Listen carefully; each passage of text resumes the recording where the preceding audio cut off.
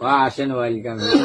এতদিন পর্যন্ত আমেরিকার ধরনা হিন্দি 2000 আর স্থলযুদ্ধের জন্য তার 10,000।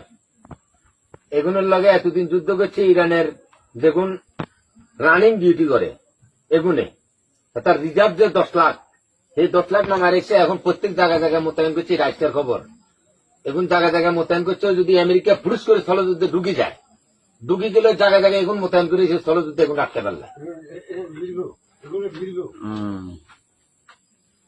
হুট করে ঢুকি যাবো 2টা-3টা বাজে আকস্মিক বিমান হামলা করি বোম টোম মারি বাস মানুষের আতঙ্ক সৃষ্টি করে দিয়ে তারা এনে বাইরে উঠে ঢুকি যাবো।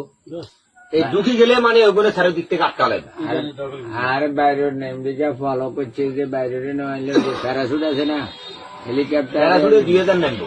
প্যারাশুটে নেবে, এটা তো বলি যে প্যারাশুটে 2000 নামবে এবং এই 2000 প্রথমে প্যারাশুটে বিমান তো নামতে নামতে 2000 প্রথমে আক্রমণ করবো, এলো পাতালি গুলি করবে এগুনে যাতারা বোম মারিব, এরপরে যে এরা মাটিতে নামবো। প্যারাশুট যতক্ষণ আকাশে উড়ে ততক্ষণ এরা আকাশে ছায়ে যুদ্ধ করবে।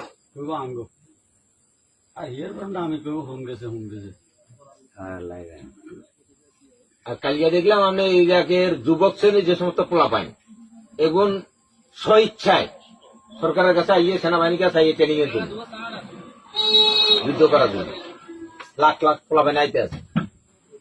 আর হাতারা চিন্তা করছে আমার রাষ্ট্র যখন আমরা এনে তো আমার ব্যস্ত করবি নাকি আমার দেশের মতন কি দল বাইজুন কে কোন দল হইলে তো আমেরিকাতে নামলে আমার ব্যস্ত করি তো মরিজন যাম এনে তো বাসা বাসিনি হয়তো প্যারাশুটে নামি সঙ্গে কোন দল করে এটা টোকাইবনি। এদের যাই রবির কাস্টমার কেয়ারের নাম্বার কত কোথায় আছে?